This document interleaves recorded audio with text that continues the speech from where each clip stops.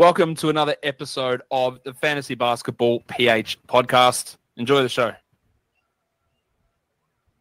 Fantasy Basketball PH. Put your money where your mouth is. Ibang talakayan kaya tara halika. Fantasy Basketball PH. Fantasy Basketball PH. Ang numero unong basketball patasya ng Pinas. Fantasy Basketball PH. Dito mapag-uusapan mga ballers na ligas. Fantasy Basketball PH. Put your money where your mouth is. Iba't ibang talakayan kaya tara halika. Fantasy Basketball PH ang bida na ito'y magsisilbing daungan sa mga hilig na ang basketball ay mapag-usapan. Kasama si Papi Ray, madami kang matututunan gaya ng strategy, analysis sa kaganapan. Pag-uusapan ang DFS, roto head to head, buy low, sell high, add, draft and trade, magic bunot at iba pang transaction sa laro. Lahat dito'y tatalakayin kayo, wag na lumayo. Bida dito yung mga player na magaling kumamada, mala Nikola Jokic at Victor Wembanyama. Yung mga hustle na player like Russell and Dillon at iba pa ay dito natin pwedeng makasyon. Let's talk about NPBL, UAAP and PBA together with NCAA and NBA. At sa lahat ng mga nangungopya ka ng literal, sa aking mga content di rin kayo magtatagal.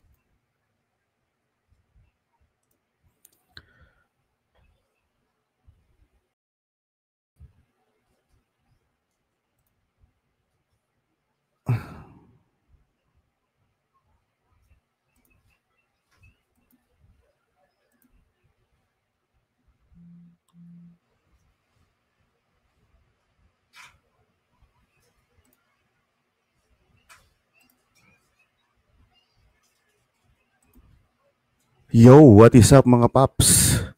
Welcome to the Fantasy Basketball PH podcast. Medyo may delay kasi nalilito ako kung nakikita na ba ako sa screen.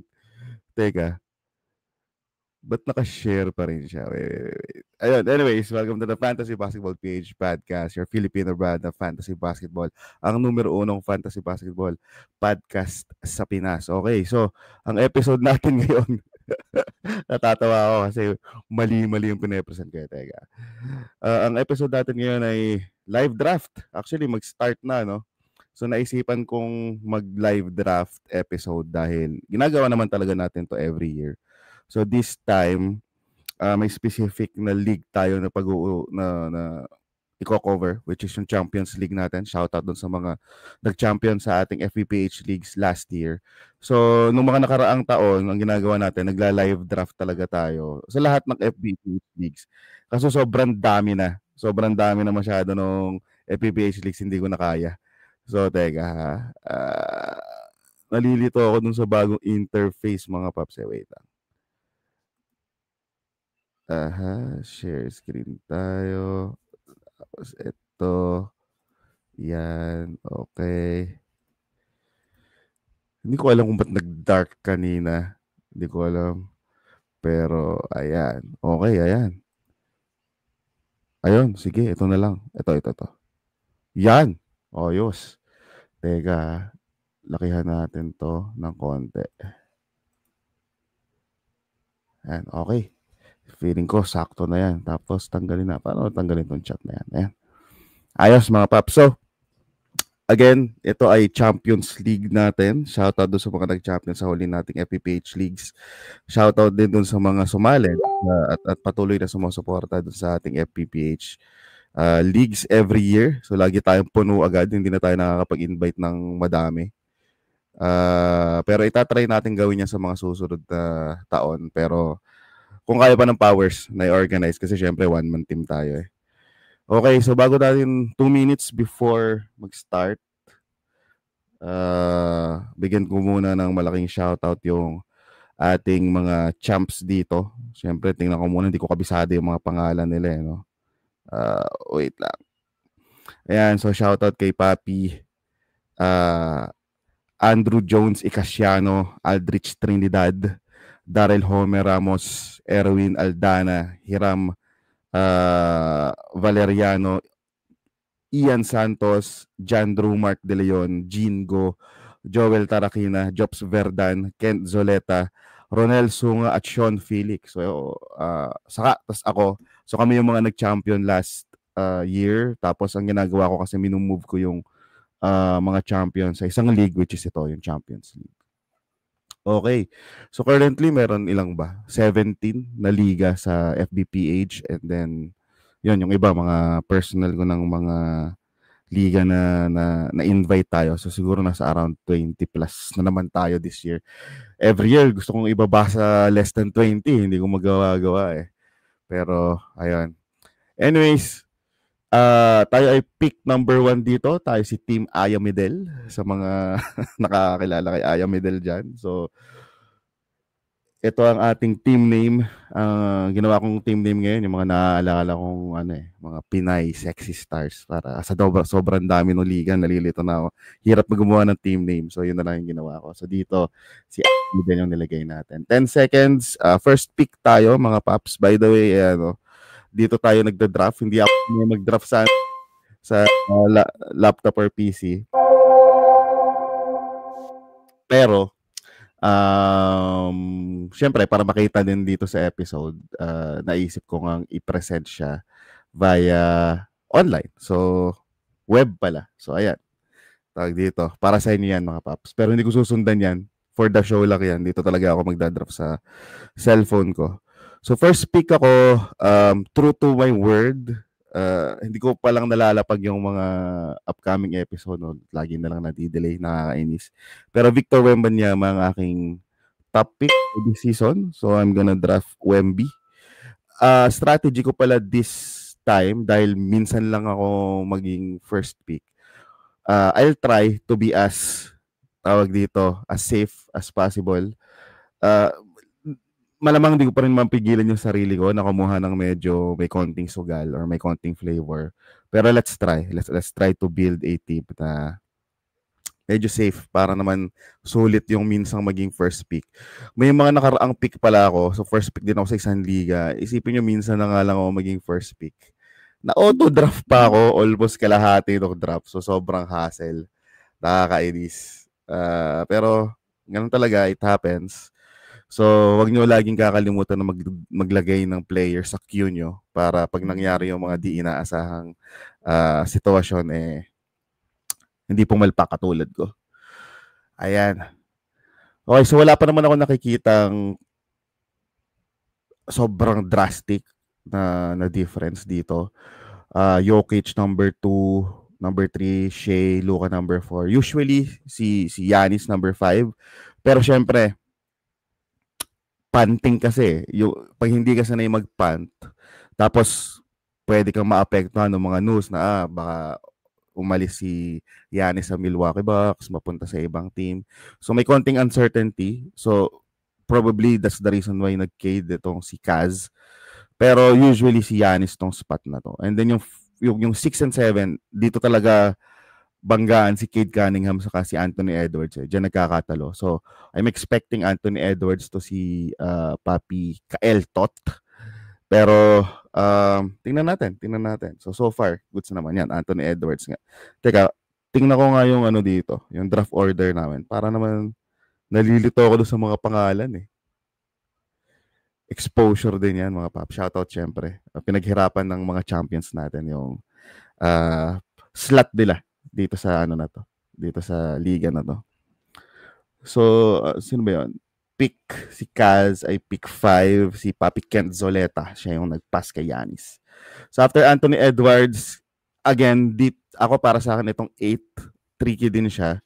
Kasi you can go with Anthony Davis. Parang siya na among dun sa mga option yung highest upside na pwedeng kalabanin yung top 4, top 5 natin. May kakayahan na mag-produce ng ganong value. Kaso, ang catch siyempre dyan is yung injury risk. So, usually, pangkaraniwan naman yan Dahil dito sa fantasy, may tinatawag tayong upside, may tinatawag tayong stable, tapos may tinatawag tayong risky pa.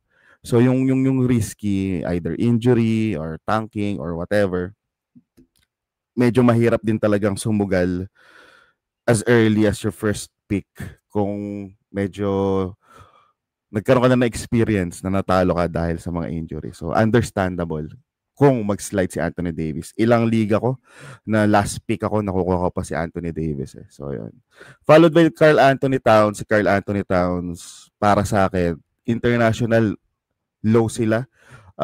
Umaabot pa sa second round si Karl Anthony Towns. Maybe it's about yung kay Mitch Robinson being a little bit more healthier this year. Pagkatapos, different coach, understandable. Pero ako, I would still consider Karl Anthony Towns as a first rounder. Just because sobrang skilled ni Karl Anthony Towns. Yung mabawala siguro sa rebounds niya, I'd say baka madagdag naman dun sa points at tres niya, madagdag sa assist, 'di ba? So he can be like a dynamic big man. Yun nga lang, kung habol mo talaga yung hardcore na big man, pwedeng ma-off ka talaga dun sa bagong role ni Karl Anthony Towns sa New York Knicks. So, yun lang yung medyo catch dito kay Karl Anthony Towns. Pero I think personally, he still deserves to be in the first round. Devin Booker, favorite halos ng lahat towards end of the first round kasi alam mo yun, being safe and all. Plus may upside dahil wala na ulit si KD before na wala si Chris Paul, nakita natin yung pag-angat ng assist niya. So let's see. Maganda din yung performance niya sa preseason. Stephen Curry, nag-umpisa yung season na second rounder siya ngayon, back to his place.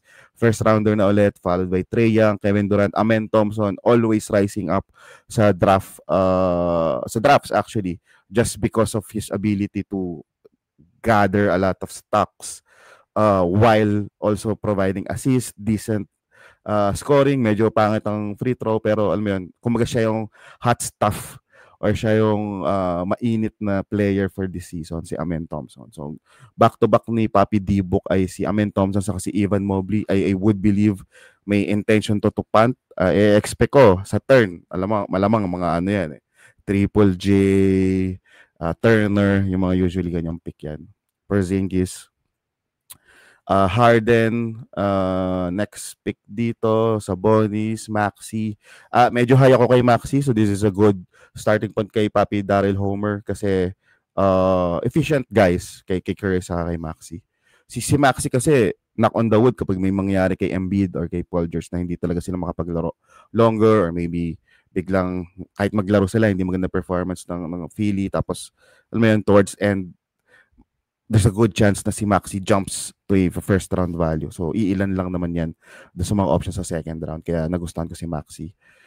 Donovan, strong start of the season itong malamang kasi wala pa si Darius Garland. So, pause muna tayo dyan. Magpe-prepare ako ng pick ko. Kasi syempre, tawag dito, importante ito doon liga to. Baka mapadaldal naman ako. Ako, I'm targeting hopefully mag-fall si Chet para ma-partner ko siya. Kay Wemby, pero hindi ako maasa. Hindi ako masyado maasa. Hindi ko alam kung bakit nagfo-fall masyado si Chet eh. Feeling ko kasi, ayan, hindi na nga na siya nag-fall. So, feeling ko nga nagfo-fall si Chet dahil probably yung injury, scare. Pero remember, last year, kinukuha nga din to sa first round eh. Na nagkaroon ng injury and then underwhelming yung being third wheel niya kay J-Dub sa kay Shea. So, probably those are the reasons. So, back-to-back OKC players para sa third pick natin. Okay, so feeling ko maglalamelo ball. Ito si Hingle McCringy. Yes, I do agree. Hindi na niya papapuntahin sa akin yon. So dahil dyan, sinong pipiliin natin? Siguro ako, kahit medyo hesitant ako, I'd probably roll the die on Derek White as my first guard, complementary, supporting blocks and all. And then gusto kong mag-early blocks, lalo na si Amen at Evan Mobley nag-solid na dito. Gusto kong lamangan yung Anthony Davis, gusto ko yung Giannis sa Jalen Johnson. Grabe din agad yung stocks, no? So, kailangan hindi pag ako kasi ang understanding ko talaga, kapag Wemby ka, dapat alagaan mo na yung strength niya dahil almost kaya kanyang ipanalo sa block. So, bigyan ko na siya ng magandang suporta with Jaren Jackson Jr. and then Derek White. So, para sa akin yung Jaren Jackson Jr. medyo sugal just because of previous injury and all, pero having season without Ja last time na sobrang ganda ng performance niya, umabot naman ng 70 plus yung games niya, hindi ako masyado kabado para kay Jaren Jackson. So, I'm happy na napunta siya sa akin. Sobrang desidido ako to get another big man to pair with Wemby with blocks. Akala ko si Chet yon kung mag-slide, pero hindi. So, si Jaren Jackson na lang ang pinili ko. Ayan. So, grabe, nag-iipon na lang ng stocks dito. Isipin mo yun, Shea, Chet, tas Dyson Daniels. Feeling ko, yung Dyson Daniels, medyo later yan eh. Pinapangarap nung Amen Thompson, Evan Mobley yan. Ang hindi ko lang gusto kasi kay Evan Mobley, at least for our draft format, hindi to in general, no? Sa mga manonood nito, wag niyo i-apply dun sa draft nyo dahil dito sa draft namin, ang schedule namin is yung first or earliest week ng Yahoo championship or playoffs. And during that 3 weeks, I do believe na yung first week, 2 games lang yung Cavaliers. So, that's the reason why medyo hesitant ako kay Evan Mobley. Though, kung nag-fall sa akin yan, pipiliin ko pa rin naman yan. Diba? Hesitant lang ako to get him as my early pick. Like in other options. Siguro, baka lumiko ako ng konti. Kumbaga medyo iiwasan ko ng konti. Pero, hindi ibig sabihin nun, ini-encourage ko kayo na to prioritize schedule over value. Ginagawa ko lang yun kapag sobrang dikit. Alam mo yun? So, sobrang kumbaga may option pa ako na iba. Then maybe, hindi ko hayaan kung mag-slide ng konti yung mga players na hindi masyadong maganda yung schedule. So, yun lang naman. Yun lang yung catch ko kay Evan Mobley.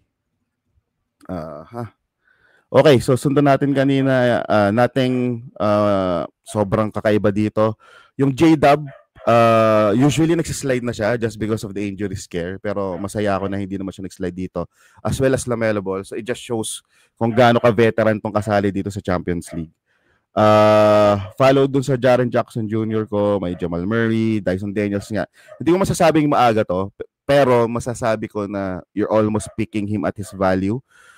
Ang solid lang talaga kasi nung nabibigay ni Dyson Daniels sa head-to-head eh. Feeling ko it's something na, well, across all formats naman, naka-highlight lang talaga sa head-to-head. Kasi yung mga days, kunwari maganda yung schedule ni Atlanta Hawks pagkatapos dun sa week na yun. Tapos, like for example, 4 games sila. Tapos, sakto yun yung days na pumalo yung steals niya. Siyang mag-isa, kayang talunin yung buong liga o yung katapat niya actually.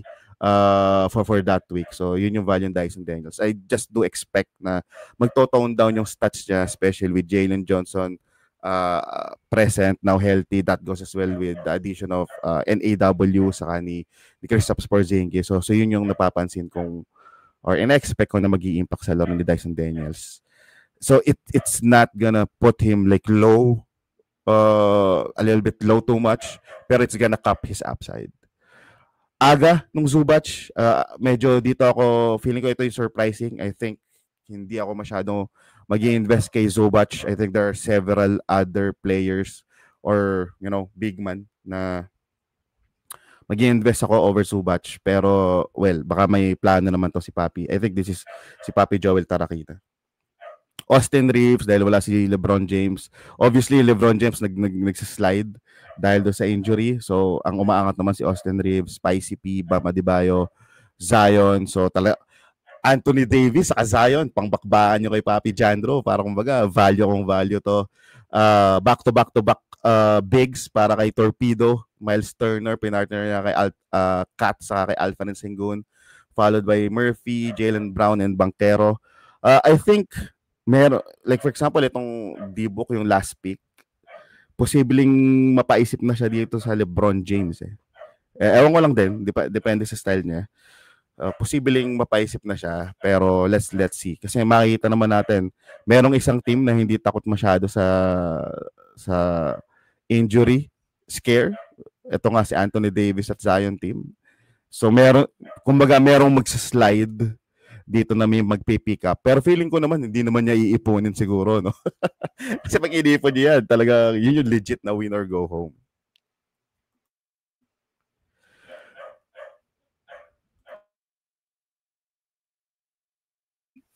Okay. So, back-to-back naman tayo. Amen Thompson, Evan Mobley. Hindi pala to live. I mean, nire-record ko siya live, pero hindi ko siya ipopost ng live. Sa turn, magpe-prepare na ako ng picks ko.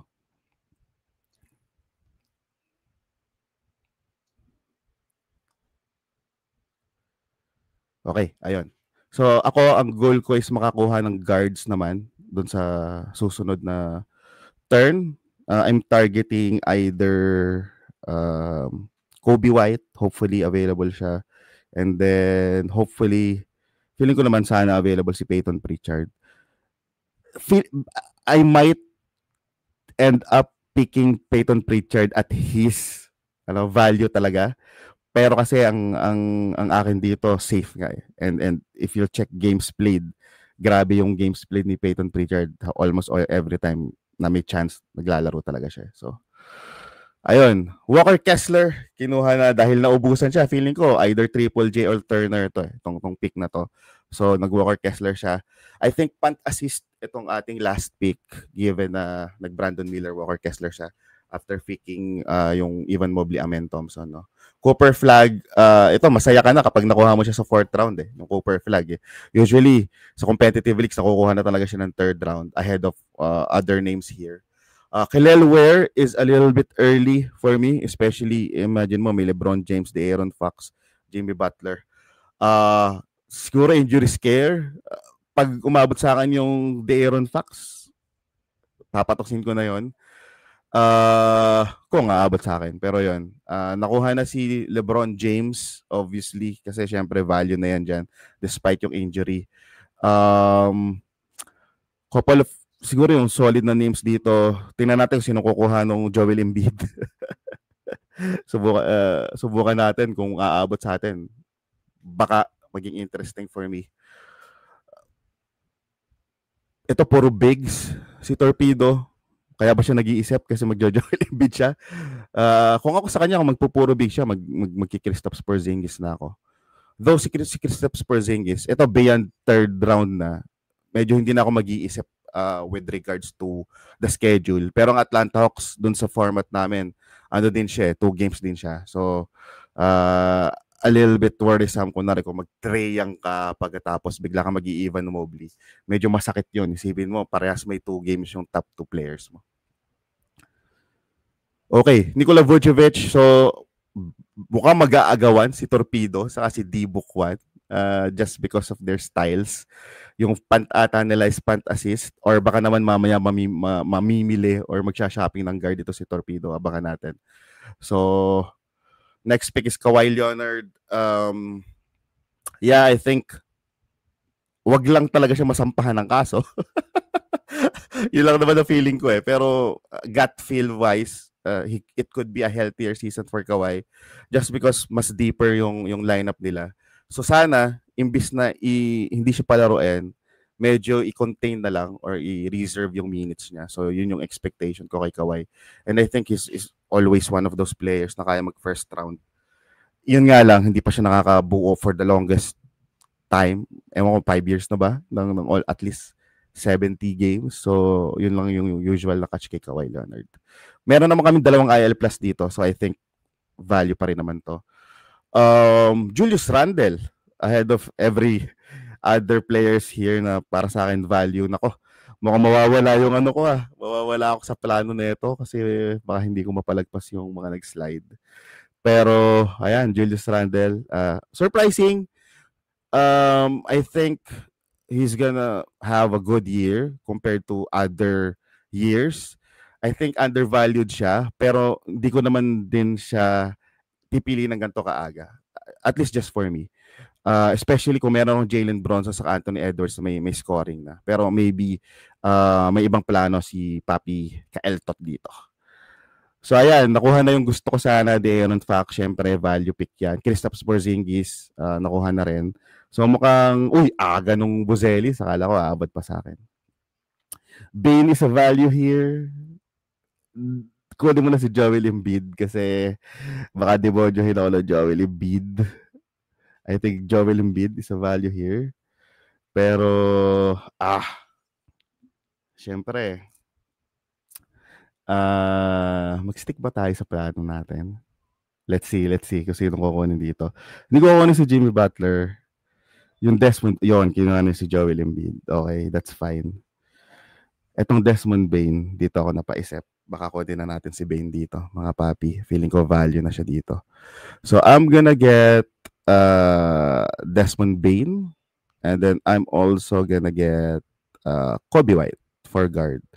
Pinag-iisipan ko kung magja-jamorant ako or mag-Jimmy Butler ako, pero siguro dahil nga mas gusto kong a little bit safe yung picks ko for this Wemby build, gusto kong alagaan yung percentage, gusto kong alagaan yung efficiency. So as early as I can, kukuha ako ng mga players na games played okay, efficiency okay, may still certain amount of upside, still solid role.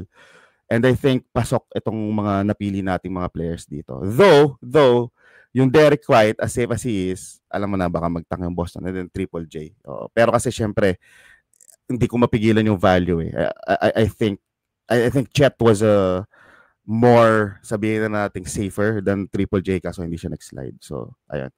Sakto pa rin naman dito. I'm expecting Desmond Bain to have at least 4 assists a game. And then Kobe White, almost ganun din. So, si Wemby naman may mga assists din. And I'm expecting na wild season for Wemby to. Almost similar to Jokic. Ang difference lang nilang dalawa. Jokic for efficiency and then Victor Wembanyama for blocks. The rest, almost the same. And with that said, masaya pa rin naman ako sa lineup ko. And I think, dun sa projection ko, katulad niya, nakuha na rin agad si Peyton Pritchard. Feeling ko, pare-parehas din kami halos ng projection. I would have picked Peyton Pritchard. Games played-wise, 3-point shooting-wise, ahead siya. In other drafts, posibleng hindi ko siya heavily i-target kasi iba yung main player ko or maybe iba yung mood ko. Pero dito, safety muna tayo. Okay, so bago ko silipin yung ibang mga picks dito, mag-prepare ako dun sa susunod kong mga picks. Ito, medyo mahirap tong round na to. Feeling ko, hindi ko makukuha yung mga players na gusto. Feeling ko. Kasi may mga magre-reach eh. Anyways, abangan natin. Next pick natin, Miles Bridges, Rudy Gobert.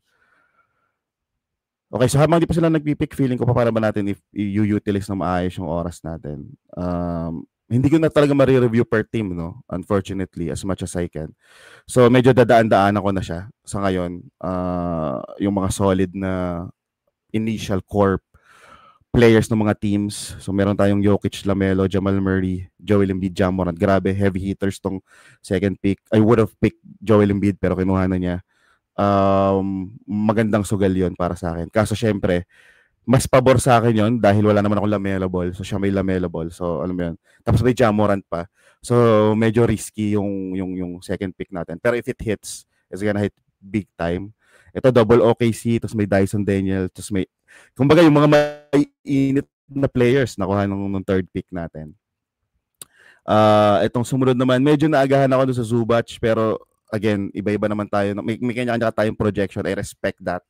Obviously, hindi naman tayo, tawag dito, yung sasabihin ka na basura yung pick mo. Wala namang nagpipick nung, ano ba yung isang draft ni na Josh Lloyd, no? Actual live pa yon.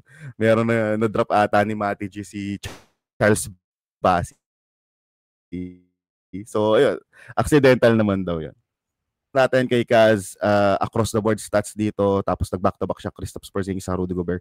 So, mapapansin nyo, dun sa mga veterans natin, well, actually, in general naman kahit naman baguhan ka, usually ang build talaga, nagpupuno ka ng mga position agad Parang, uy, may guards na ako, kuha na ako ng big man. So, usually ganun. Unless you're punting. Kasi pag may punting ka, may certain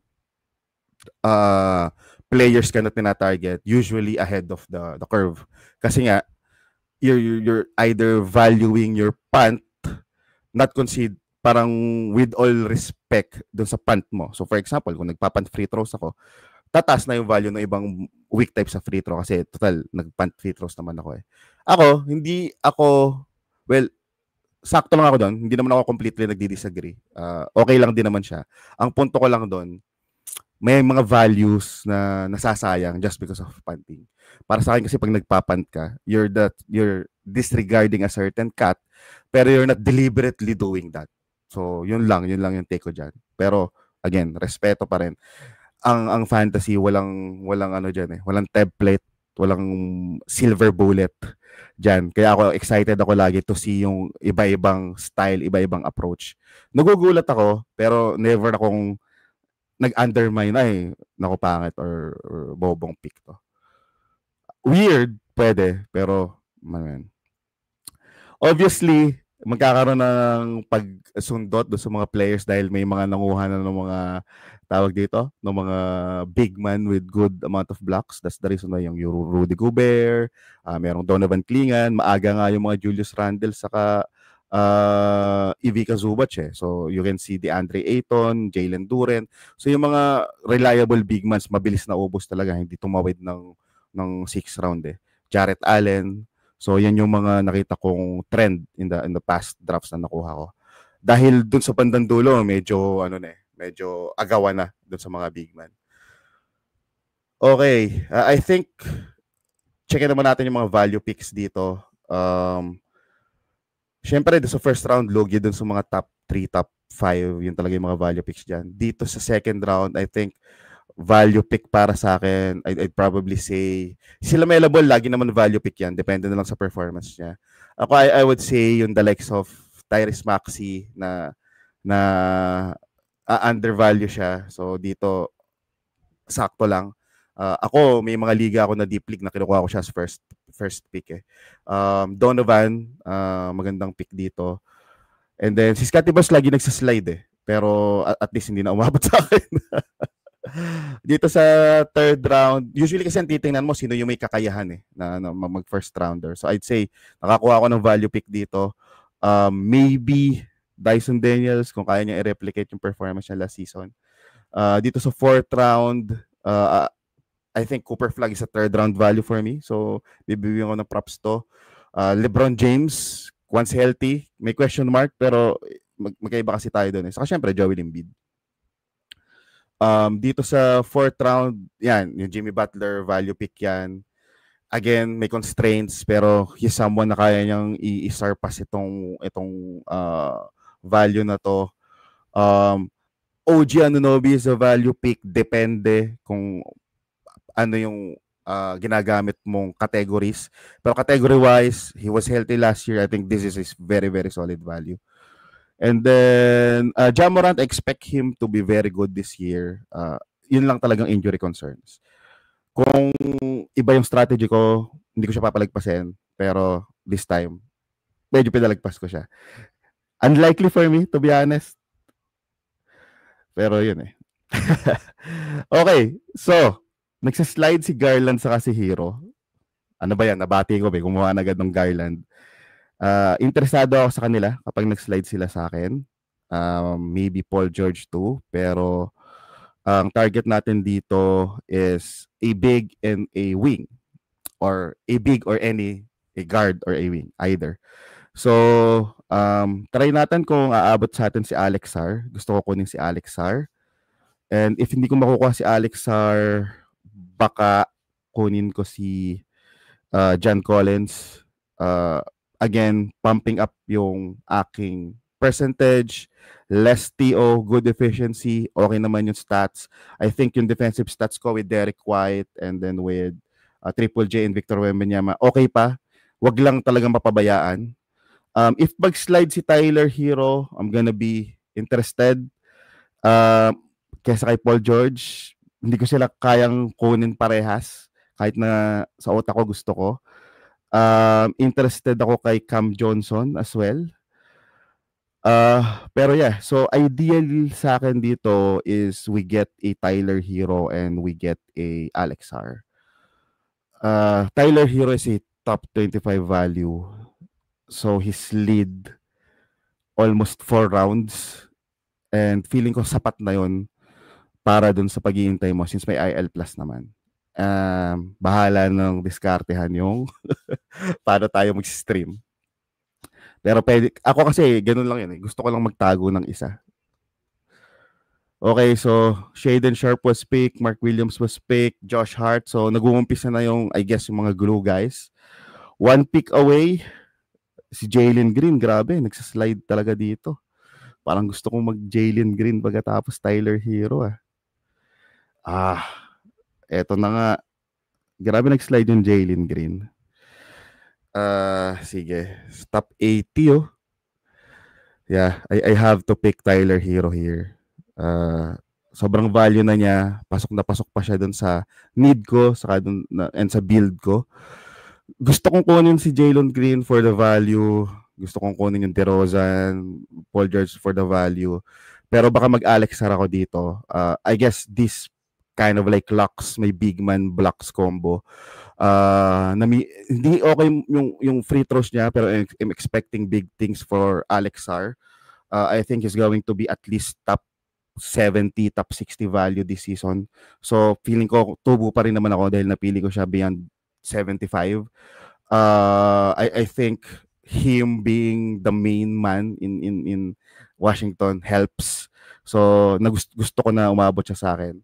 And hindi ko in-expect na umabot siya sa akin. Usually napipick to ahead of time. So far, siya pa lang yung weak type sa free throw ko. So that's fine. Feeling ko kayang habulin. And then, especially kapag healthy na si Tyler Hero. So kailangan ko lang talagang ma-survive yung first half of the season, first at least 6 weeks of the season without Tyler Hero. So try kong gawa ng paraan. Galingan natin doon sa mga susunod natin na picks. Pero happy ako dito getting Tyler Hero and Alex Sarr.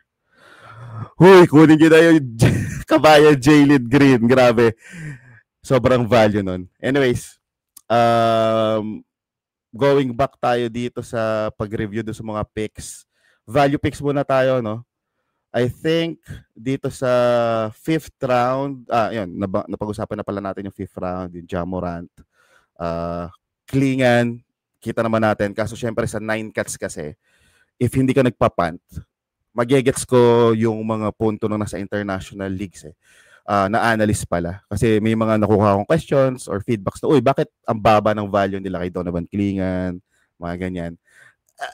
Because malakas lang kasi yung mga katulad ni Donovan Klingan in certain categories. And in head-to-head, and specifically 9 cuts, may 7 categories pa. So, hindi naman sila mahina sa iba. Like, for example, TO, kasama na sa okay yun. Rebounds, okay din yun. Field goal percentage, so at least 4. Pero almost half lang yun So, that's the reason why internationally, they pick like a JB Butler over a Donovan Klingan. Pero syempre, para sa akin, hindi unfair din siya na husgahan yung pick just because of that. Kasi may plano ka If you have a plan and you got other things things already covered, like okay na yung guard mo, okay na yung forward mo, then understandable if you want to reach someone like Donovan Klingan. So, ayun, gusto ko lang ipunto dito yon. Nagiging undervalued yung Emmanuel Quickley last season. Kasi third round pick pa to yun nga lang, nadagdag si Ingram sa kanila. So, let's see kung ano yung magiging impact nun. 6th round, syempre, bias ako na Tyler Hero yung value pick. Pero kasi injured siya. So, hindi ko siya matatawag na value. Kung pipili ako dito, you have Garland also.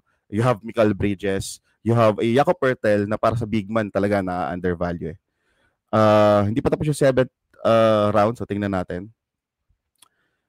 Tingnan natin yung mga picks dito. Surprising picks to me. Hindi na pinatagal yung Matas Bozelis. Pinitas na agad. Hindi siya sobrang surprising, pero at this point you're picking him at the value. Pero it doesn't matter. Alam mo yun, kung gusto mo talaga siya, tapos nahit niya yung value, hindi ka naman lugi. Hindi ka lang tumubo. So, kaya siguro yung ibang mga analyst or ibang analysis na napapanood nyo or nababasa nyo, nagmumukhang tinotone down nila yung na parang, hindi ko basta-basta kukunin si Bozelis. But then again, pag hindi mo siya kinuha, hindi ka sure kung makukuha mo pa siya. Kasi variable yung value ng katulad ni Bozelis High player na maganda yung performance sa preseason. Matagal na pinag-uusapan. Good upside in a mediocre team. So, halos lahat andun na. So, alam mo yun, kahit na hindi ka mag-research, alam mo may pipili kay Matas Bozelis. It's just a matter of when, di ba? So, kapag lumagpas na ng 5th, 6th round yan, meron na talagang susugal. So, maybe that's the reason why 4th round kinuha na. But if you ask me, is it a little bit earlier? I would say yes. Like, I would pick an OG Anunoby over Matas Bozelis. Obviously, Desmond Bane over Matas Bozelis. Pero, again, kanya-kanya tayo ng valuation. Who knows, di ba? Who knows? If it hits, so, ano pa rin naman? Hindi siya tubo, pero it still hit. So, okay pa din. Good value pa din. Grabe pa hindi pa pinik yung Jalen Green sa Paul George dito, saka yung Bradley Beal, no. Sana umabot sa akin. Pero malabo 'yan, malabo. So, going back to sa strategy natin, meron na tayong tatlong big man, pero I think lacking sa rebounds tayo kasi yung partner niya puro guards. So, kailangan kong kumuha ng forwards na with good rebounding here. Hopefully may mag-slide. So, meron na tayong itatago sa IL, which is si Tyler Hero. Tingnan natin kung sino pa yung matatago natin dito. Feeling ko, gusto kong targetan si... Nakuha na ba? Ayun. Gusto kong targetan si Tomani Camara, pero nakuha na. So, hindi ko na makuha si Tomani Camara. Kahit na hindi ko in-expect na bobomba this season si Jabari Smith, posibleng targetan ko siya next round just because of his ability to, rebound for a big man. Okay din sa akin yung Zach Edey. Okay din sa akin yung maybe Aaron Gordon. Hindi ko na makukuha si Keegan Murray kasi may injured na ako. Kung kukuha ako just to really ensure na okay yung rebounds ko, baka mag-Zach Edey ako, pero I'm hesitant nga kasi medyo 4th, 5th round, 6th round yung itatank ko na wala for almost 6 weeks, 6 to 8 weeks. So yung value nun, mahirap basta-basta habulin. So kailangan kong kumuha ng mabawi siya sa mga susunod na value. Parang ganun ako mag-assess pag hindi ako busy. Kasi madami akong drafts na busy talaga ako na hindi na ako, alam mo yun, chill lang yung draft. Ito kasi nagkakaroon ako ng chance to really think of it. So dito, I badly need rebounds and probably assist. So I think good ako sa ibang stats. Maybe steals. Okay. Iniisip ko, kailangan ko kumuha ng guard, maybe Donte DiVincenzo, just to pump konting steals. And I think magkakaroon na ng transition ng guard kasi medyo matanda na si Mike Conley. Feeling ko hindi pa ready yung iba nilang younger guards, and I do believe it's gonna be a combo guard tandem of Anthony Edwards saka itong si Donte DiVincenzo. So sana makuha natin yung Donte DiVincenzo kasi beyond that baka mahirapan na ako kumuha ng guards kasi remember yung guards ko dito technically 2 pa lang. Kasi yung Tyler Hero ko wala. So tingnan natin kung may magsa-slide.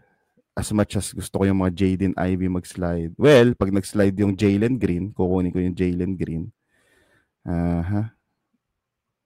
Or yung Jalen Suggs, pwede din. Pero makakabawi ba ako sa rebound? Wala pa akong no? Kasi ito yung round na meron kang mga solid na wings. You have like Herb Jones, Jaden McDaniels. Medyo masaklap kapag kung magdo-double guards ako, pwede naman. Kumuha ako ng mga at least maalagaan ko yung points ko, no? Saka assist. Hindi din ganun kadali humabol kasi ng steals at rebounds So we are 1, 2, 3, 4, 5, almost 7 picks away. Still hoping na makuha ko si Jalen Green. Pero I doubt. Matatalas tong mga GMs na to para mapaslide si Jalen Green. Ilang weeks ba si Jalen Green out? Parang feel ko hindi naman sobrang tagal Tingnan ko nga, bakit umiiwas lahat? Meron ba akong hindi alam? So ganito din ba kayo, Paps? Pag yung medyo malayo pa kayo, bigla nyo i-research na gaano ba, ba't may yung nagsaslide? Anong meron? Ako kasi ganun kasi pwede siyang magiging kasabay ni Tyler Hero. Medyo matagal nga itong Jalen Green.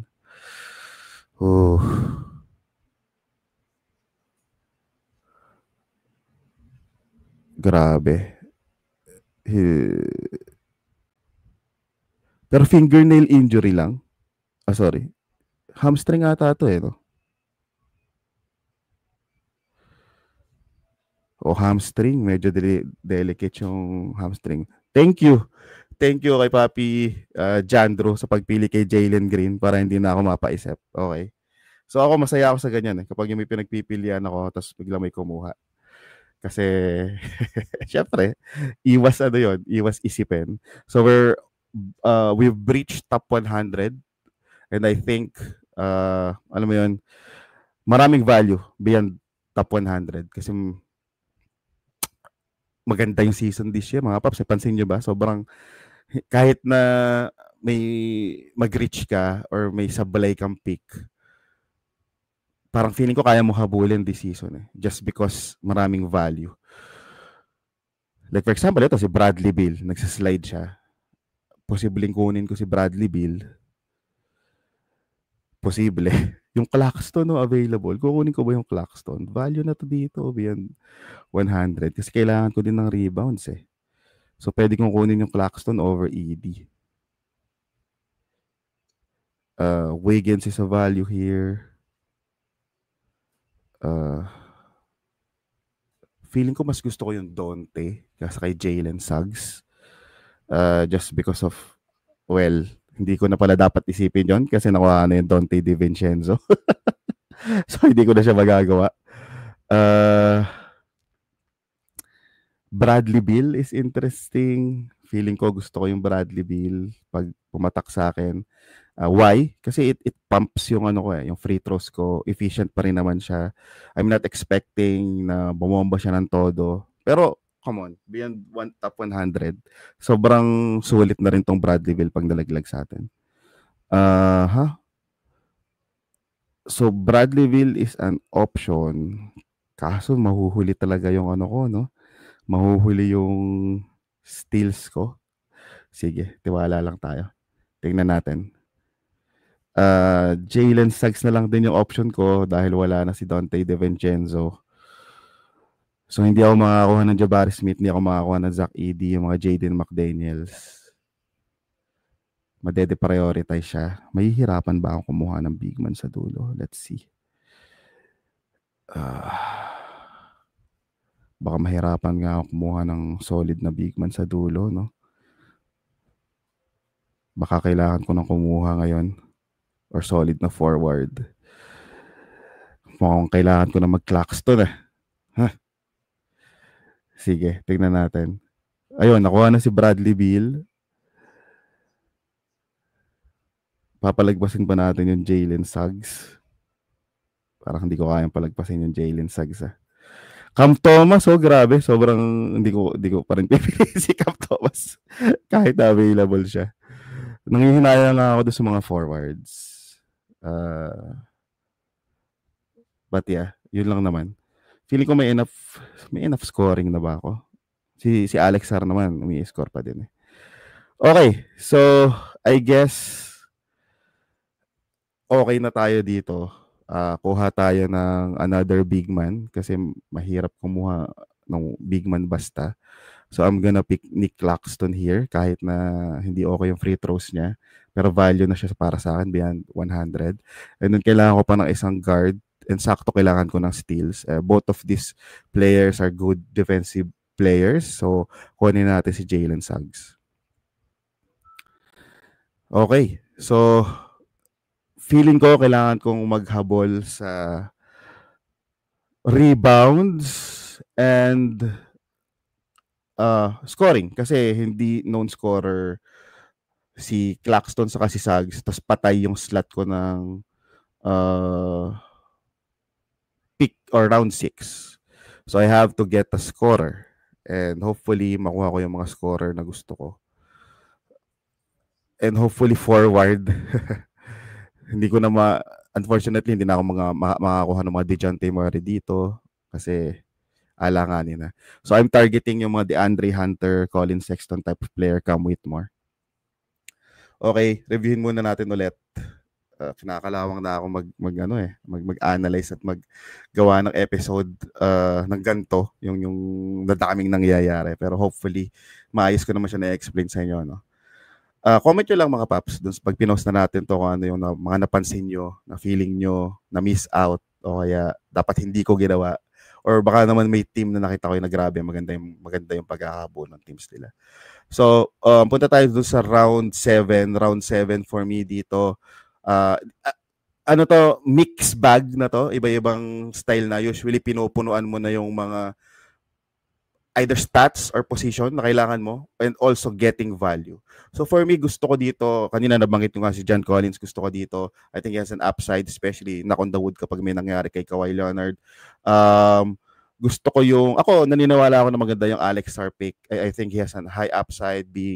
Unang-una, kita nyo naman sa backup, wala naman siyang solid na backup.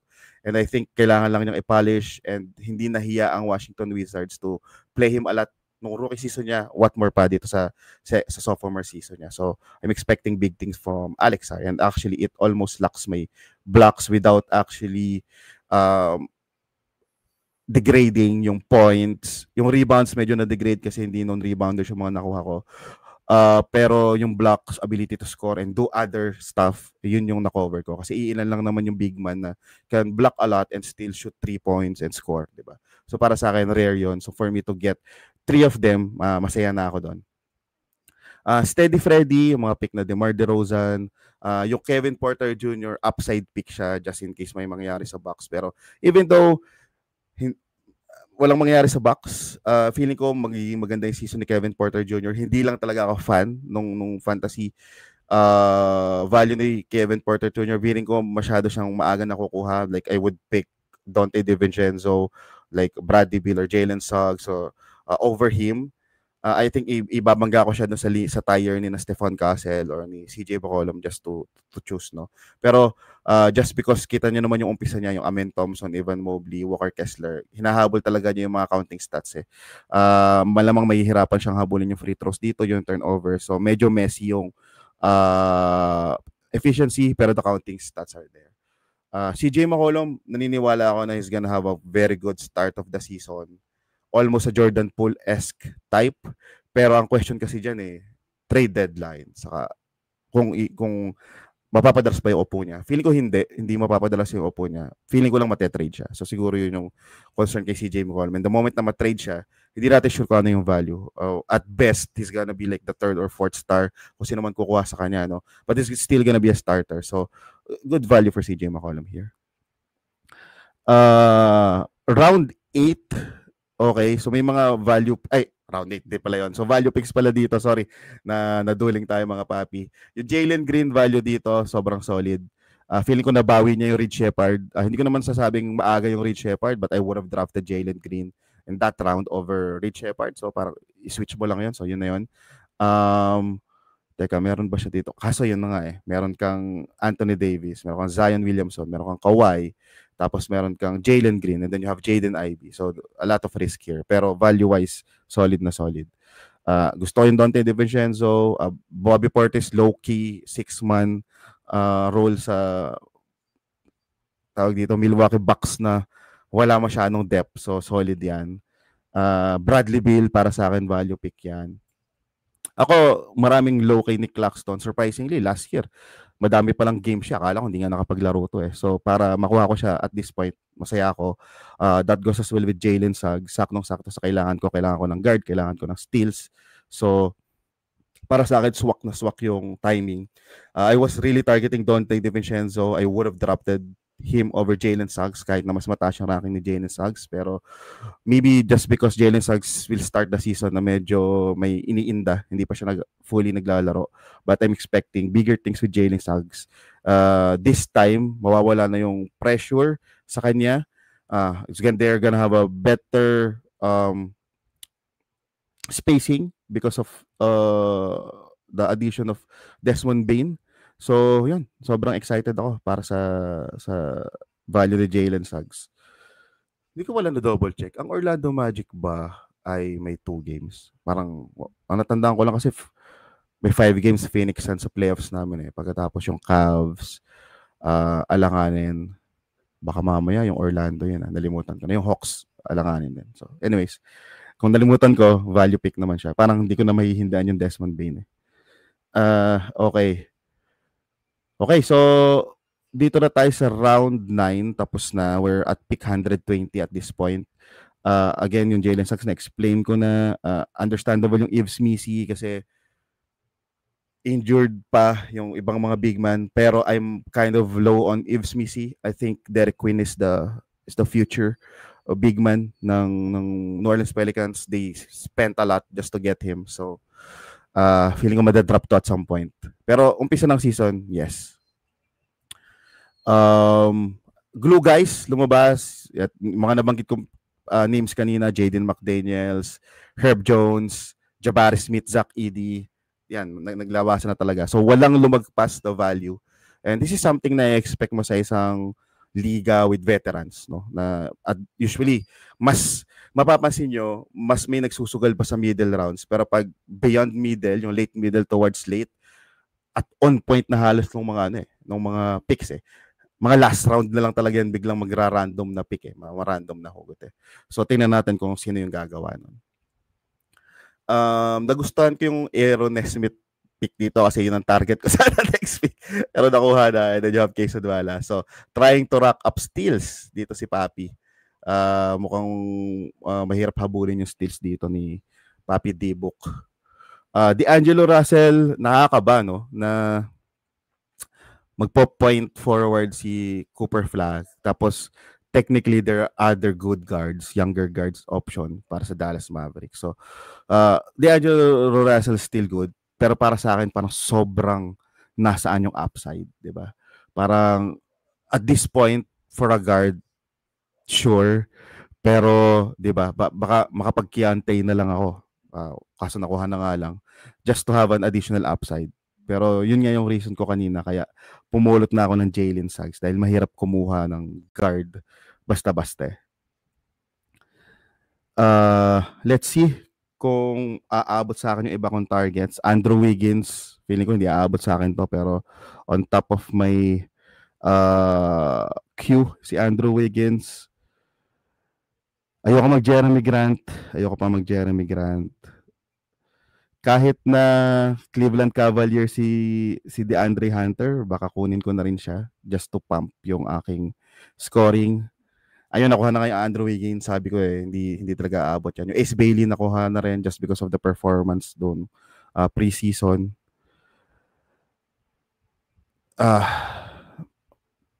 Interested ako kay Ty Jerome over Scottie Pippen Jr. Parang mas interested ako kay Ty Jerome.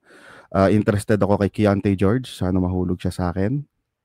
Parang meron akong additional na steals guy. Nimias Keita pwede. Pero baka unahin ko si DeAndre Hunter just because of scoring. Siya na lang muna. Tapos bubunot na lang tayo mamaya. This is going to be the last 4 picks, no? So, grabe yung last 4 picks. Nikola Jovic is interesting. Davion Mitchell is interesting. Lalo na nasa akin si Tyler Hero. So, interesado ako doon. Kaso grabe, sobrang mawawala yung nakuha na yung kay Sean George. Talaga nauubos na yung ating mga option dito. Maybe mag-Jovic tayo. At least out of position assist. Diba? May trust din naman. Maybe. Nakuha na rin yung Jovic. Sa lahat na tinatarget natin, nakukuha na. Meron akong pwedeng hugutin dito. Nakuha na rin yung Davion Mitchell. Live ba ako? Naka-live ata. Hindi, recording lang to. Lahat na sinasabi ko nakukuha. Okay, so feeling ko kailangan ko ng panindigan. I have to ensure na better yung big man ko. So, kung wala rin ako makukuhang solid na big man dito, iniisip ko mag-Mitch Robinson And then the Andre Hunter, no? Kasi may Sexton din naman Sige, mag-DeAndre Hunter muna tayo para lang may chance pa akong mag-isip. Pero pinag-iisipan ko kung mag-Mitch Robinson na ako dito o kukuha ako ng Ty Jerome. Kasi baka hindi na umabot yung mga gusto ko sa susunod na ano eh. Yeah, mag-Mitch Robinson na lang ako dito. Feeling ko, kailangan ko ensure na okay yung ano ko. Okay yung percentages ko. Pagsisisihan ko ata ito, yung Ty Jerome, mas may upside yun eh. Pero feeling ko hindi na aabot sa akin yung Mitch Robinson eh. Yeah, I have to get Ty Jerome. Mas mahirap humanap ng guards. Wala kasi yung isa kong ano eh. Kasi at least ito, naalagaan ko yung kahit na hindi siya sobrang ma-stats and rebounds, maalagaan ko yung scoring, maalagaan ko yung tawag dito guard position with an upside. Understanding na yung Ja Morant shaky. So, yan, I have to get the Ty Jerome pick there. Whew! Tough pick, close call. Okay. Yung mga susunod, tingnan na natin. Sana walang makapansin ng Mitch Robinson kasi usually yung Mitch Robinson nasa dulong-dulo pa yan. Pero kung hindi ko makuha yung Mitch Robinson, mag-stream na lang tayo ng big man siguro. Tapos mga last pick natin, hanap na lang tayo ng upside picks. Okay, so kasi may itatago na tayo off the bat, yung Tyler Hero. So may laman na yung IL Plus natin. So far, wala pa namang aagaw nun. Para sa akin, yung Mitch Robinson had to be pick. Sobrang swerte ko na kapag hindi pa siya nakuha. Anyways, okay, doon naman tayo sa round 10. So ano ba yung mga value pick dito? At ito kasi upside picks na eh. No, solid yan, Kayson Wallace. Solid yung Ace Bailey. Andrew Wiggins, value pick. Jonathan Kuminga, maybe hindi pa agad-agad. Pag na-trade, then baka maiba yung ihip ng hangin. I think yung Jovic value pick, underrated pick, Davion Mitchell, Nehemiah Sketa. Medyo shaky pa yung rotation ng Boston Celtics, pero out of all of the options ng big man ng Boston Celtics, I think si Keta yung isa doon sa pwedeng magandang option. Ako DeAndre Hunter, just because of scoring, mahirap na makakuha ng scoring. Kaya kinuha ko na siya. Kahit papaano naman, kahit wala siyang ibang ginagawa most of the time, may konting rebound siya. Saka solid threes. So, goods na ako doon.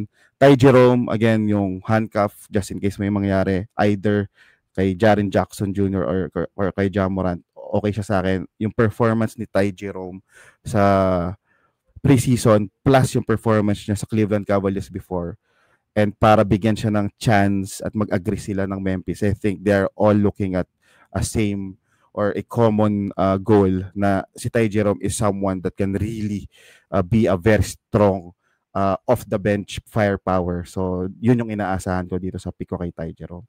So, if I look back, okay na ako sa bigs. I have 3 centers in Wembanyama, Nick Claxton, and Alex Sarr. So, center position siya. Ako, hindi ko i-consider na center si Jaren Jackson. I-consider ko siya as forward para may advantage ako.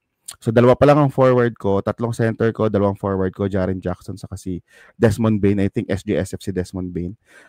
Feeling ko sobrang hilaw ko pa sa rebounds. Kailangan ko maghabol ng rebounds later. Ang guards ko, solid. I think I have Derek White. I have Kobe White. So, medyo white stripes tayo dito. And then I have Jalen Suggs. And then I have Ty Jerome. So, now I have to get a good amount of rebounds. And kaya nga gusto ko yung Mitch Robinson na nawala na. Nakuha na yung Mitch Robinson. Nakuha na rin yung Wendell Carter Jr. So, mukhang hahabol lang tayo sa rebound. Sa forwards to get some rebounds. So, yung Taylor Hendricks, nakuha na rin. So, isa sa mga gusto kong late round picks din. May mga Filipowski pa, Diabate. Kaso kasi hindi sure yung ano nila eh. Hindi sure yung roles nila. So, ako baka kunin ko yung Chris Boucher later. Let's see.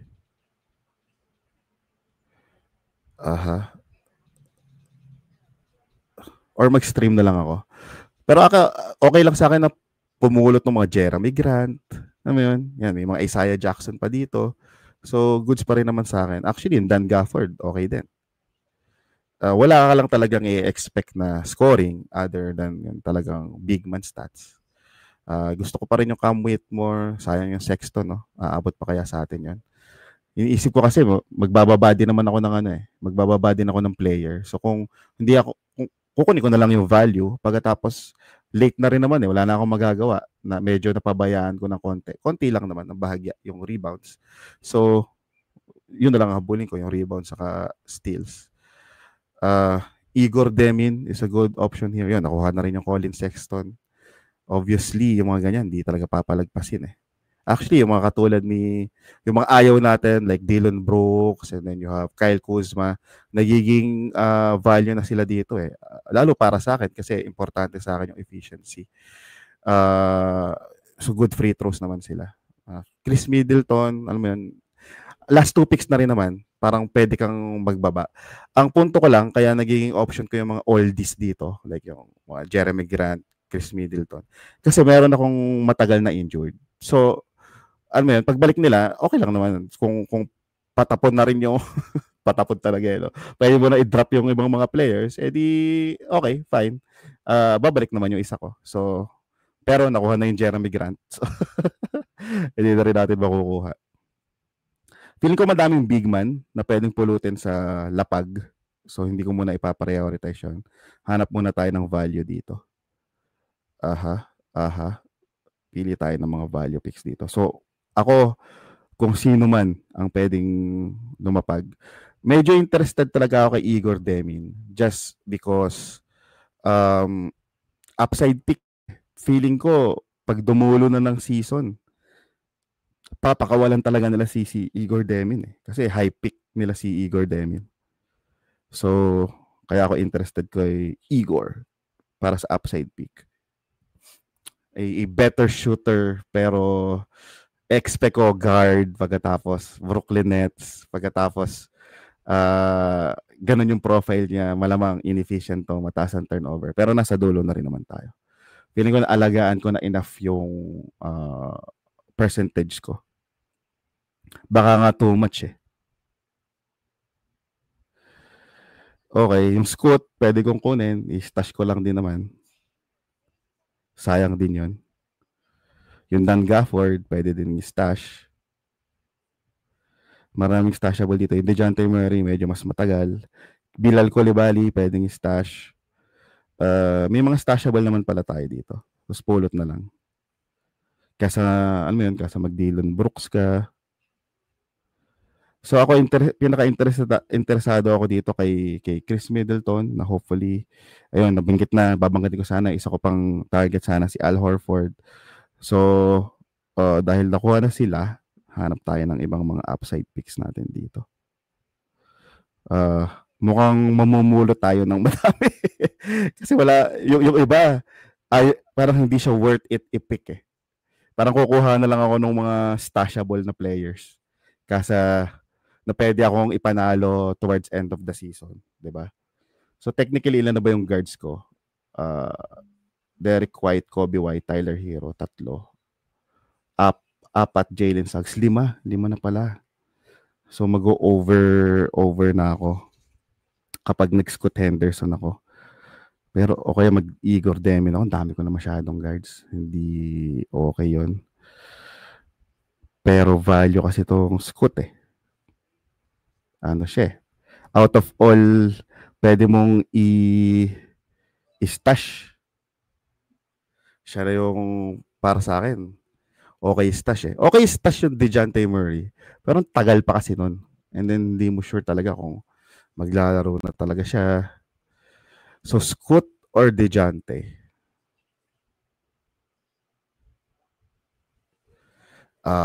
Unahin muna natin. Yung Filipowski, hindi ko sure Feeling ko hindi to gagawa agad early So unahin ko yung Chris Middleton kasi makakatulong siya sa akin umpisa ng season. Unahin ko muna si Chris Middleton. Mamumulot na lang ako ng iba. Tapos DeJounte Murray or Scoot? Yun lang ang tanong Or Filipowski. Medyo tight pa kasi yung umpisa ng season, idadrop lang din to Sinong gusto ko? Scoot or DeJounte? Siyempre DeJounte. Kaso mauuna ata si Scoot Mauuna si Scoot. Upside wise, baka hindi din maglaro. Feeling ko magde-DeJounte na lang ako dito. Para lang pang stash. Wala na rin namang pipili. Sige. DeJounte na lang tayo as a last pick. Feeling ko solid na rin yun. I think baka mas mauna pang dumating si DeJounte kaysa kay Kyrie Irving. So, I'd pick DeJounte. Naging hesitant ako kasi obviously among the three, mas mauuna si Scott Henderson. Kaso, syempre upside-wise, DeJounte Murray. Beyond na ako, guard na ako. I think this is my fifth guard. So, sobra-sobra na yun. Fifth ba? Baka nga 6 na eh. 1, 2, 3, 4. Oo nga, pang-6 na. Pero okay lang, pandulo naman. Pandulo lang naman, pang stash lang naman. Mahalaga din kasi may stash eh. Tapos, mamumulot na lang tayo. So, there's a lot of players naman na pwedeng pulutin na feeling ko goods lang sa akin kahit hindi ko na-pick dito. Na lang tayo, waiver wire. Grabe, hindi pa rin nakuha si Scott, no? Si DeJounte Murray, alam kong weird, pero ang dami na niyang videos na lumalabas na solid yung activity niya. Hindi naman siya mamadaliin, for sure. Pero knowing DeJounte Murray, he would definitely want to actually try to play at some point. So siguro, yun nga, pang fantasy playoffs natin si DeJounte Murray. Sundot-sundot lang kung sakaling maglalaro siya. Naalala ko meron kaming episode na si DeJounte Murray maglalaro sa preseason game yon. Episode namin ni D-Mac, shoutout, NBA Fantasy Bible. Dahil may pre-game, active si DeJounte Murray sa pre-game warm-up. So, kumaga na-excite si Matty G na, uy, grabe. Nag-pre-game warm-up na. So, baka it's gonna be earlier than expected. Tapos, may mga highlights na si DeJounte Murray na nagdadunk siya and all. So, yeah. Looking forward talaga na mag-hit tong last pick natin. Pero, still, alanganin. Mauuna ata to si DeJounte Murray kasa kay Kyrie Irving. Pero si Kyrie Irving din kasi, if maganda yung performance ng Dallas Mavericks, may incentive na maglaro over dito kay DeJounte Murray. Though mas bata naman si DeJounte Murray. So, madaming option. Tapos, 6 pa yung guards ko if ever, do. Grabe. Medyo, overkill yung guards ko. Kulang ako sa forward eh. Tignan ko nga, alam ko SGSF naman kahit papaano to si Desmond Bane. Tama, SGSF. At least may SF ako. Tapos Chris Middleton ko, saka yung DeAndre Hunter ko, SF. Baka kasi mamaya wala ako SG eh. Inalagaan ko lang din yung guards ko to start the season. Okay, so couple of picks na lang bago matapos. Pero eto, sa round na to, round 10, napag-usapan na pala natin to. Round 11, again, upside picks na to. You have Risa Shea, Wendell Carter Jr., solid. Role players here, Scottie Pippen Jr., Ty Jerome, Taylor Hendricks, Q Grimes, solid rookie VJ Edgecomb na napakadaming minutes so far sa preseason at grabe yung pinapakita. Sugal pick yung Kyrie Irving. So, yun, nag-run talaga dito yun.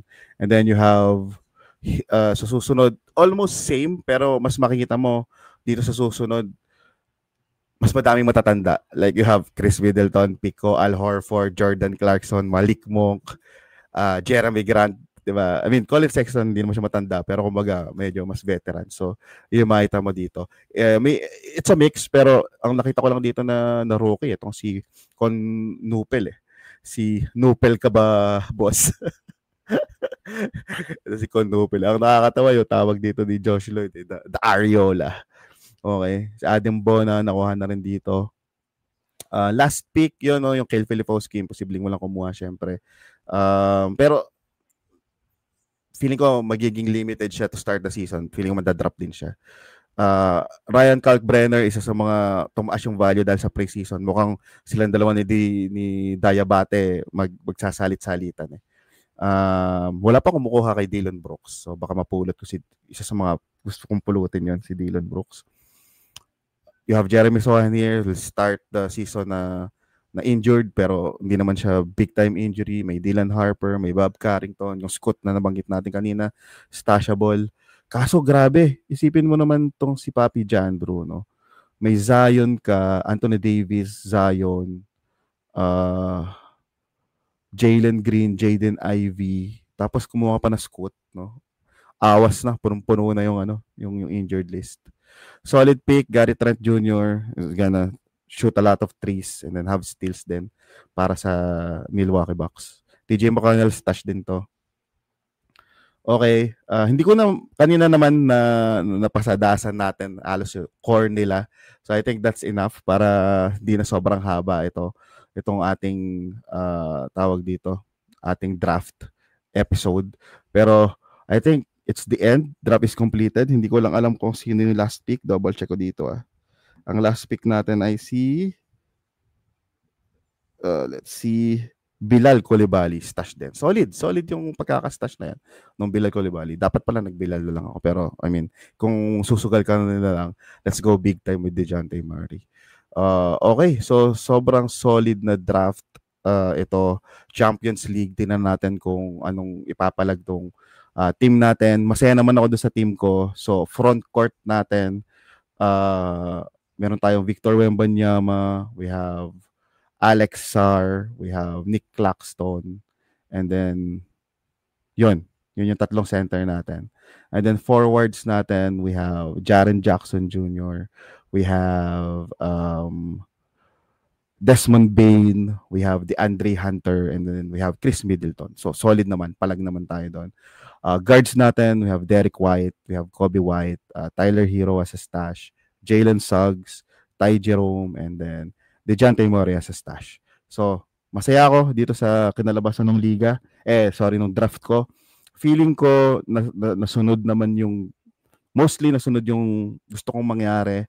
I think naalagaan ko yung percentage. So, kumbaga, hindi naman, medyo messy din naman maglaro si Victor Wembanyama, may turnovers and all.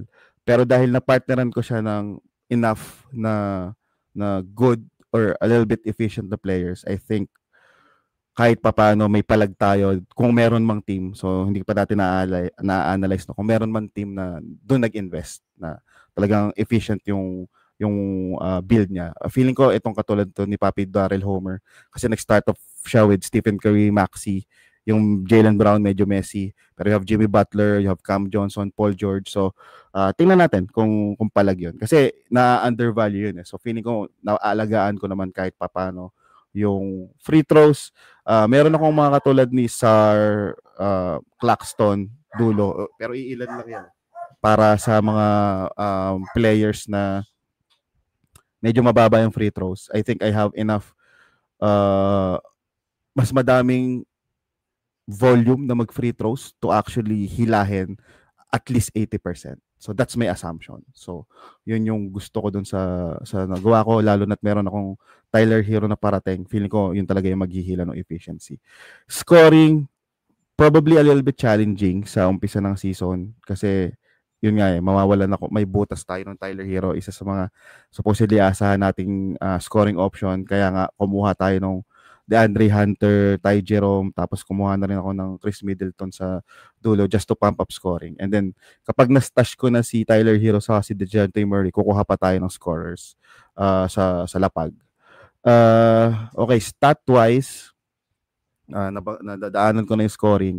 I think sa blocks goods tayo, sa steals, may steals din naman to si Wemby, si Derek White, si Jaren Jackson. Enough din naman kahit papano si Desmond Bane. Hindi lang kasing heavy hitter nung ibang mga team na talagang may hardcore steals guys, pero feeling ko enough yun. Tapos meron pa akong Jalen Suggs dito, si Ty Jerome sumusundot-sundot. Kung babalik si DeJounte, of course solid yan. So enough, feeling ko kaya ko naman kumuha ng steals din kahit papaano sa free agency. Tres, ganun din. Para sa akin solid yung tres ko with this lineup, and then majority ng big man ko aside from Nick Claxton tumitira sa tres, so solid yun. Assist, I'm getting out of position assist. Tumaas ang assist ni Derek White sa preseason. Feeling ko magko-continue yon. So, solid assist from Derek White. Kobe White nag-a-assist din yan pagbalik ni Tyler Hero. You have Victor Wembanyama, Desmond Bane. So, feeling ko naman kalat yung assist ko to the point na hindi naman ako mapag-iiwanan doon. Free throw percentage, sabi ko nga kanina, feeling ko hindi man tayo yung best. Hindi naman tayo, kumbaga tatalunin natin yung madami masyadong butas sa percentages, both field goal and free throw. So yun yung nagustuhan ko dito sa na build ko. Pero shaky ako dito sa Jaren Jackson Jr. just because grabe yung field goals attempt niya, no? Parang nag 7 or 9 out of 20 siya nung preseason. Feeling ko kapag wala kang si Ja Morant, posibleng mangyari yun. Pero with their new coach, with their system, I think he's gonna get better look. So feeling ko naman magiging mas maganda yung field goal percentage niya. Other than that, the rest naman mukhang solid field goal percentage din. Sana. Pero dahil medyo naging guard heavy siya pagkatapos yung mga bigs ko tumitira sa tres and hindi siya conventional guards, it's not gonna be as efficient as I think it would. Hindi ko nakuha yung mga, like for example, yung Zach Edey na target ko. Nagdalawang isip ako doon kasi kinailangan kong kumuha ng guard eh. Tapos nag-slide yung Nick Claxton and then understanding na later pa makakapaglaro si Zach Edey just because of the injury, mas pinili ko yon. So ayun, hope I was thinking na makakatulong siya sa akin kaso hindi ko siya nakuha tapos hindi pa siya nag-slide pabalik. So medyo masakit 'yon, pero hopefully yung Nick Claxton makatulong din kahit pa paano sa field goal percentage. Turnovers, yun nga, medyo delicate ako sa turnovers. Ang kagandahan lang doon sa nagawa ko, hopefully in comparison to other kasi kunwari, usually kapag ang team ay mataas ang turnover, majority niyan, ang dahilan is either guard heavy siya o kaya madaming scorer doon sa team. So kung madaming scorer or guard heavy yon, malamang mababa din yung rebounds doon, mababa yung blocks. Maybe kung puro scorer, mababa yung counting stats. And if that's the case, kaya kong talunin yung team na yun kasi naalagaan ko naman yung counting stats ko. At least on my mind, hindi ko pa nauupuan ng buo. So yun, I think masaya naman ako dun sa kinalabasan. Hopefully mag-work. Hopefully tama yung nasa isip ko. Also, in terms of games played, feeling ko naman palag siya. Hindi naman ako masyado nag-risk ng todo. Calculated risk naman. Mahirap, wala naman din talagang guarantee. So, I did everything I can na i-consider siya. Hindi kasi tayo gumagamit ng tool or kodigo. So, sana tama yung mga tansya natin. Pero yeah, masaya ako doon. So, yun. Gusto ko lang i-explain yung picks ko dito. And then lastly pala, if ever na magiging early picks kayo, ang suggestion ko talaga, as much as possible, try to be as safe as you can. Kasi yun na yung big advantage nyo eh. I mean, yung Jokic, Victor Wembanyama, Shea, Luka, even yung mga Giannis, sobrang ahead of the curve yan in comparison doon sa mga ibang mga first pick. Tapos hindi pa tayo naka-third round reversal. So, yun lang. That's the reason why ganito yung naging build ko. If kung ito yung lumang ako, kaya yung hindi ako ganito na nag-conduct ng episode tapos nanonood ng TV habang nagda-draft, malamang may mga decision ako na hindi ganito. Pero I think value-wise, build-wise, and position-wise, and need-wise, medyo na-hit natin siya. For sure, may mga na-miss out ako. So, if ever may feedback kayo mga paps, sobrang open tayo dyan. Shoot nyo lang. Tingnan natin kung tama ba yung ginawa ko doon sa first round pick, one of the few first round picks ko this season for the championship. Or sorry, Champions League sa FBPH. So, ayun. Maraming salamat mga paps. Salamat ng madami. At andito kayo sa episode nan to. I think more than 1 hour na to. So, enjoy your weekend. Magpo-post na tayo ng napakadaming content.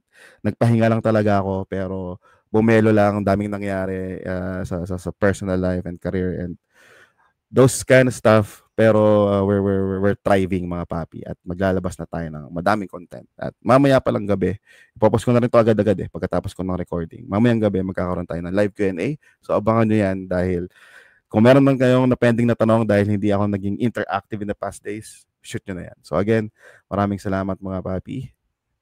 Papi Roy in the house. Bye-bye.